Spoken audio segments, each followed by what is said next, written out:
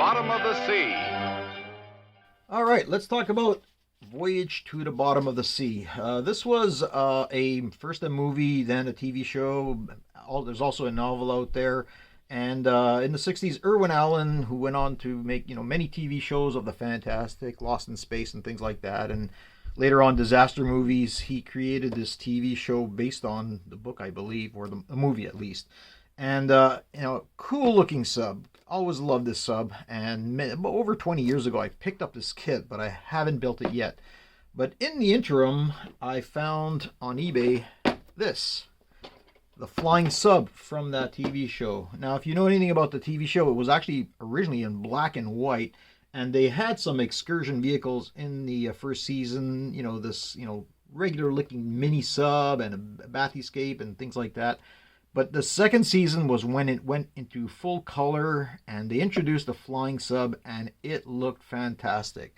The footage shown from this flying sub, they showed it over and over again, and I never got tired of it. I've watched the entire 3 or 4 seasons, watched every episode. It's kind of corny at times, but also some really, really great episodes.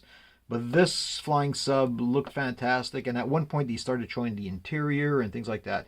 Anyhow, I saw this kit on eBay. It was like $5, and even better, when I looked up the seller, it was a local shop right here in town, so I was able to just pick it up myself, and I've been waiting to build it ever since. Now, I don't know much about this kit. There's no scale or anything like that, and I tried to find out to see, people building it and what's it like, and I found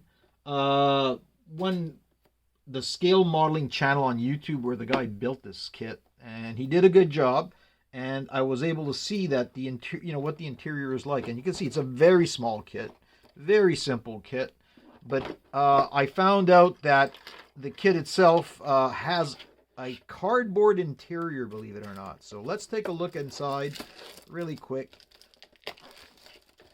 hoping that this is going to be a quick build. I say it all the time. It never is. And we'll discuss that too. But let's take a look inside here. Now, the first thing you'll notice, and I've seen, it's even different.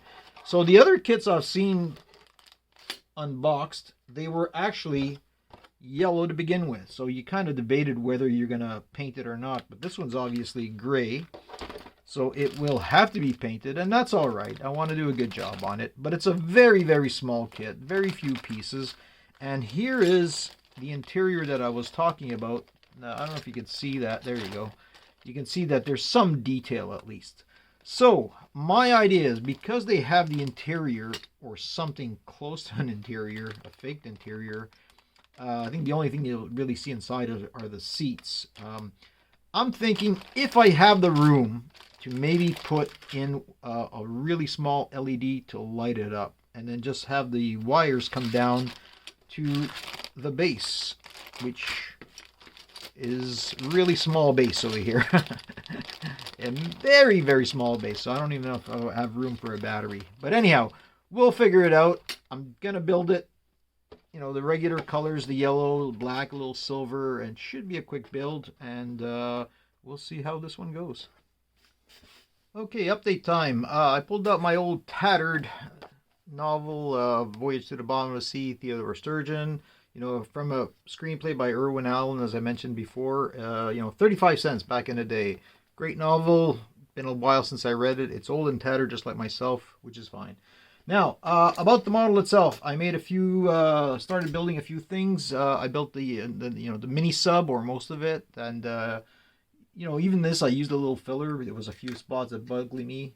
This is the diving bell over here, and what bothered me about the diving bell is, this is supposed to be going up and down in the water with a tether, so there should be a hook line for the chains or ropes or whatever you have to bring it up and down, and it didn't have one, so I made a really, really, really small one and stuck it in there. Now, the interior of the flying sub itself, I mentioned I wanted to have an LED, and what I built was this little contraption, if you want to call it. Now, it looks blue, but it's actually a high intensity white LED, and the reason for that is because of these things over here.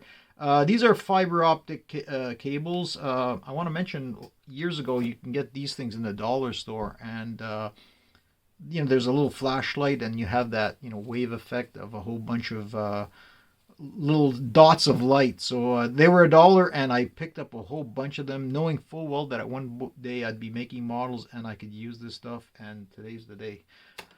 So what I wanted to do, and the reason I use the white light, is so that I will, and what I did was, this is a white LED that after I inserted these fiber optics, and what I did there was, the LED is usually like this.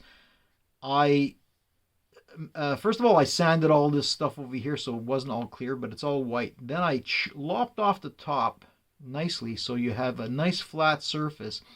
And I drilled 2 holes. And basically what you do is, if you look inside an LED, you'll see this kind of a triangular shape here and a post on the other side. And all you have to do is make sure when you're drilling your holes, you don't go, that deep into, where you touch this stuff. So I drilled 2 holes like this in there.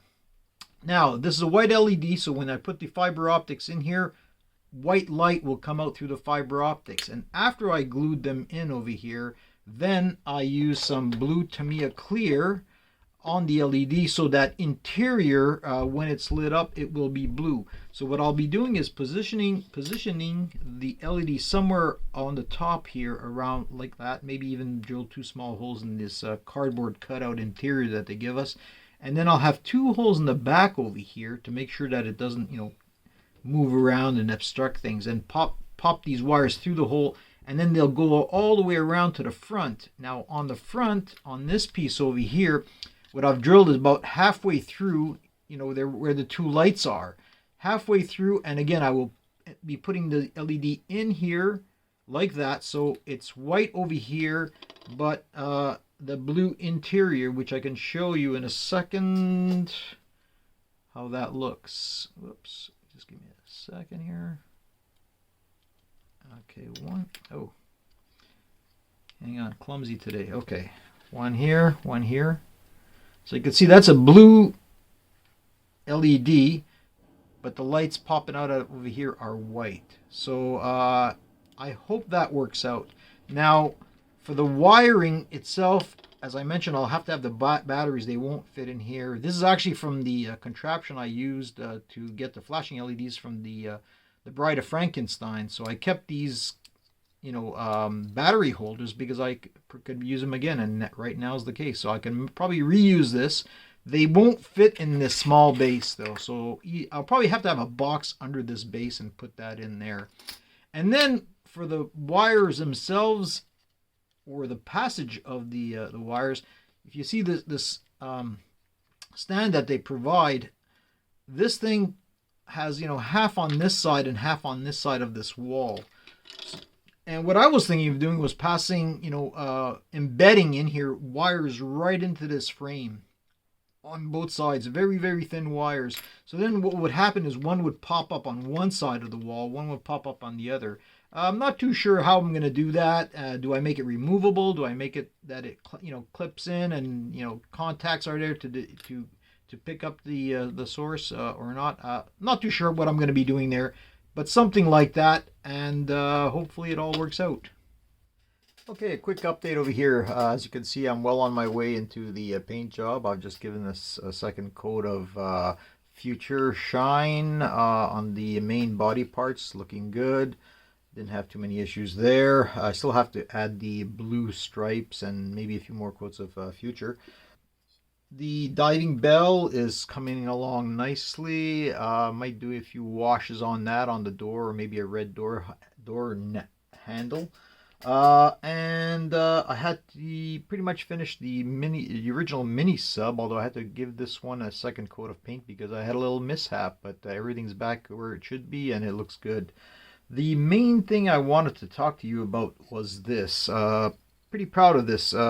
If you remember, I mentioned that I was hoping to pass the wiring for the power of the LED inside on this stand, and I managed to carve out a little groove here to pass those wires, one on each side. What I did is I took a little block over here, raised it up a bit, and then I took one of the X-Acto knives, and it's just a little over the the height that I required, and then I just went along and passed this a few times over to gouge out the a starting track, which I was then able to file down. So that worked really, really nice, and I even had a yellow and blue wire, which will be the exact colors used on the ship. So that's pretty cool.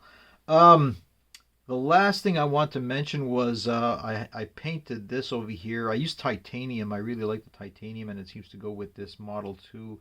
And then to block out the areas that's going to be lit up by those fiber optics, instead of using, masking tape, Tamiya tape or what have you, because it's small and round, I just used some liquid mask, and that should peel right off. And in the back, I, masked off the whole thing, because that's going to be the whole visible window, and inside it is Tamiya tape mask. So coming along nicely, hopefully finish soon.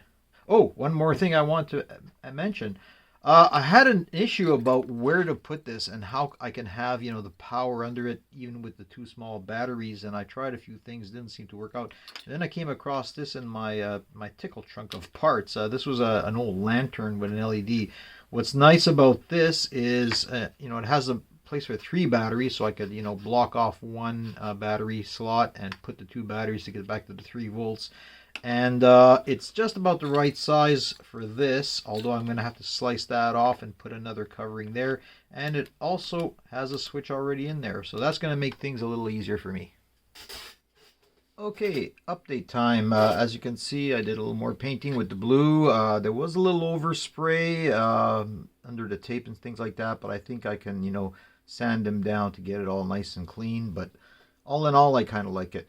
Now, one thing I also did was to paint the interior black, because I was worried that with the LED there may be bleed through for the light coming through, and I wanted it to be just, keep the light all inside. And when I did the test with the original LED I had, the 3mm high intensity one, it really wasn't bright enough. So what I did was I built another one. Now this is with a 5mm LED, a little more brighter and things like that. And again, I mentioned perhaps using this. With the, I did a test with this, and I actually used the 3 batteries because it has a built-in resistor already, for the LED that was there, and it was just the right value that it works perfectly. I get, 20 milliamps through this LED, so it's the maximum current I can push through it, and it's much brighter, and it seems that this is going to work fine. So good on that. Now, as I was looking at that and looking at, the stand that I mentioned, I built this. It's gonna go on top there, and that's gonna go on top there. But then I said, well, what do I do with the mini sub and the bell, the diving bell? And then I thought, why not build something that I can attach to this stand, something like this, so that I have both of these on, basically on the same stand. So what I did was I cut up, I drew this out. I'm gonna cut out these these paper logos and put them on these things over here, and this is going to kind of come in the middle, go into that one, and just use some of these slats to hold them out. I'm not too sure exactly how far they have to be not to interfere with that, and what looks best, but that's what I'm going to be doing, and I think it's going to work. Okay, test, and test again. I just want to show you how I've rigged up the interior over here. So again, the fiber optics go through the back through a hole so that they're stable and don't end up falling down. Don't worry about these 2 wires, they're just for the testing, and basically they come around back into the slots that I had drilled out for the front lights. Now you can see pretty much how that works with these, if I put the wires in the back. And I just want to see if it was bright enough and everything else, and just to give you a rough idea, and you see how that works perfectly. So I'm really happy with that. I had a little problem with the fiber optics going in here, because when I switched the LEDs for the bigger one, I actually used a slightly thicker fiber optics, so I had to drill out larger holes there, but nothing major. Now in the back here, once this is all wired up and the stand goes in place, there's going to be a wire that goes into here and goes through that back hole there, and another wire from this side over here that's basically they're going to be connected to where these the yellow and the blue wire are now that I'm using for testing. So just a little quick update there. Okay, I just want to make one quick video showing the internal wiring just in case people wasn't sure what I was doing over here. So as you can see now, the wires coming in through the base over here, one goes in the back, one goes in the front, and one has to go through the wall straight to the LED, and the other one comes out through the back to the other side of the LED. So I actually use this wire to pull back some of the fiber optics so it's not on the way when I put the cover on. Now, one thing I notice is when this thing is going to be standing over here, my idea of having the two planks coming out the side over here for the other subs is not going to work. It's just too forward, takes up too much space. But what I'm going to do is probably something like this, where I'll have side pods up in the air, and then the other two will be, you know, behind it, which again, this should be the focus of the model anyhow. So something like that. I'm thinking maybe even going through part of that base over here with something, and then just having these you know, platforms off to the side. So got to rework that a bit. Okay, so here's a hard lesson learned as I was going in for the final fit and gluing on the top, and I turned it on, and I noticed something was wrong.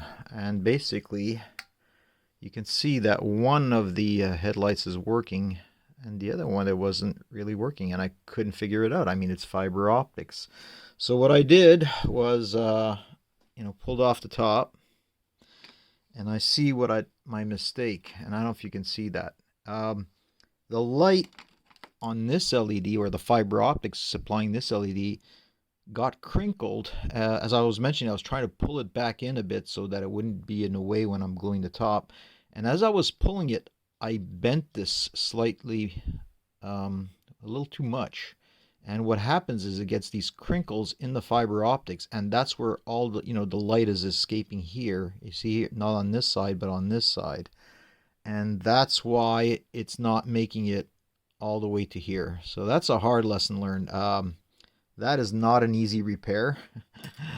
I'll see if I can do it. I don't know. Maybe I'm just going to leave it as is. So I got some thinking to do, but lesson learned. Don't bend your fiber optics. Well, all right, here she is. I'll show you that I finally got that LED sorted out. You can see over here that both headlights are working now. I'll get some better shots later to add to the end of the video. But I had a lot of trouble with that, believe it or not.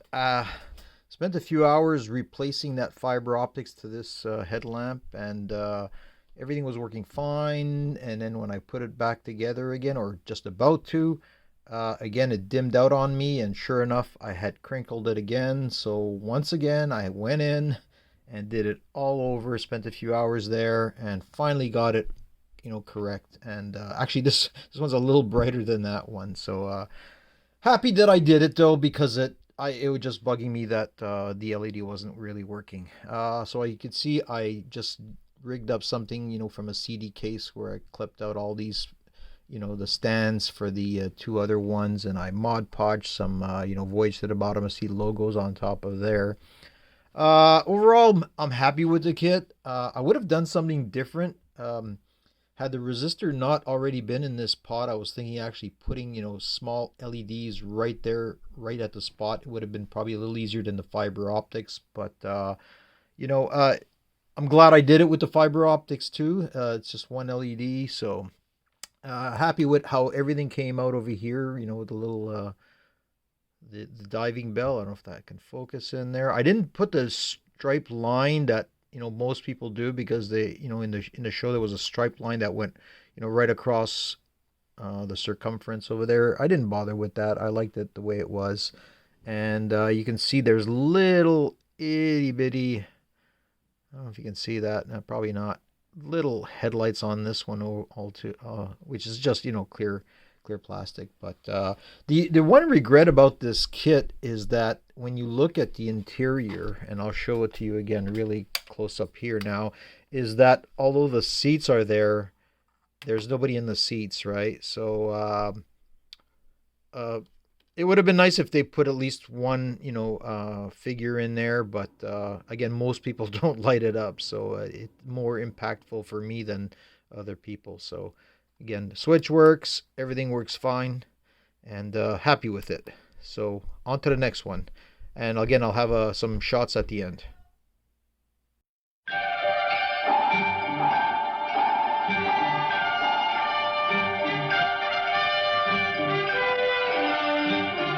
Voyage to the Bottom of the Sea, starring Richard Basehart,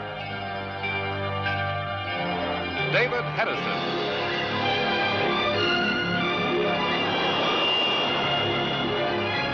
Voyage to the Bottom of the Sea.